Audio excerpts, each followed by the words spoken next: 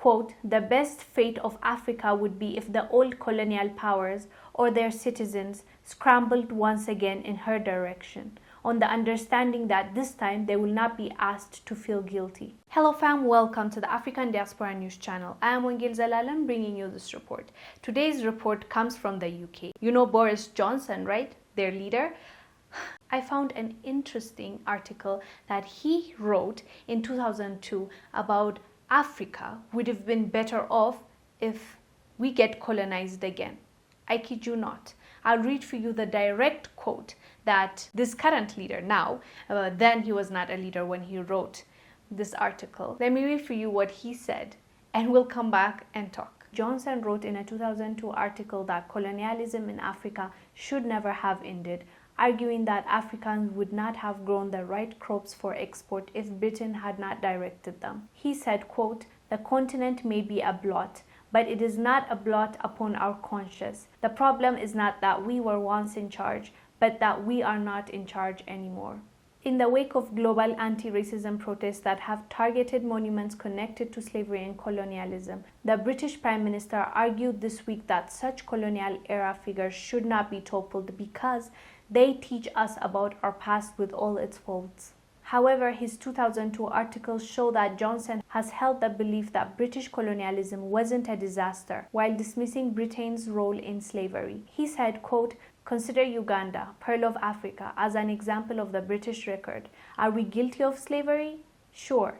It was one of the first duties of Frederick Lugard, who colonized Uganda in the 1890s, to take on and defeat the Arab slavers. And don't swallow any of that nonsense about how we planted the wrong crops. The British planted coffee and cotton and tobacco, and they were broadly right. If left to their own devices, the natives would rely on nothing but the instant carbohydrate gratification of the plantain. The colonists correctly saw the export market was limited."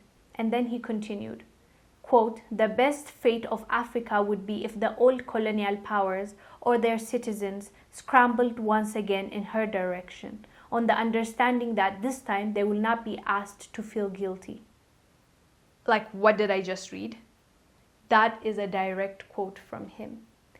This guy genuinely believes Africa is better off being colonized again by them, by the British.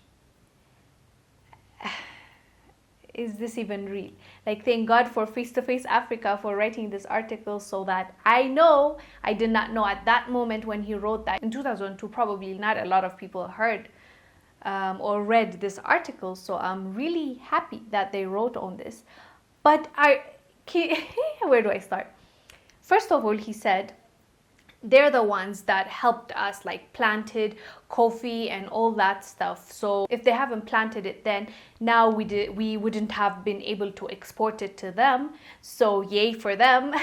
I mean, even this on its own is selfish reasoning in the first place. Like, if we didn't do that then, we wouldn't have gotten export now. So, you know, take a negative situation and put it into positive. It's not even negative because he's not claiming that it was so bad. That's what's even worse. In the article, he mentions that it was good that Africans were colonized, the African countries, because it was a benefit for Britain and all those countries that scrambled for Africa. So how could it be bad? It's not a bad situation in the first place. I don't know why we're making a big deal about being slaves and being colonized. Because at the end of the day, they benefited. So, I mean, what's the big issue here? Like, it's so crazy to me that he wrote this. And now at this moment, he is the leader. He's the leader of the British people. So, like, I'm like, okay, I see how you think here. But it's just, even if you thought it, how do you say these things? It's just so crazy. Like, I am smiling, I know. I should be angry, I am. But now to a point where I got angry. No, first I got surprised after I read it. I was like, no, he didn't say this. And then I was like angry for him saying that. And then now I'm just like laughing at it because it sounds so crazy. It's hilarious, to be honest with you. The fact that he thinks, his mind, his reasoning, his big brain that is leading this powerful nation, That's his reasoning. That's what he genuinely feels. He doesn't think they did anything wrong when colonizing a whole collection of human beings, degrading them and killing them and mistreating them and treating them basically like they're lesser than the other animals, like the cattle and the wild animals that they have, that they cage. Treating people like that, taking them across the Atlantic, and I don't have to tell you the suffering black people faced after being taken from the motherland, and he sees nothing wrong with that. Am I the only one that thinks this guy is insane? It's not even just insanity. It's not just about that. It's the selfishness that gets to me. The reasoning behind all this is Africa should be scrambled again because we will get exports because of that. Africa is not perfect. No, he actually called us what? Tainted? Like, he had used a word for it.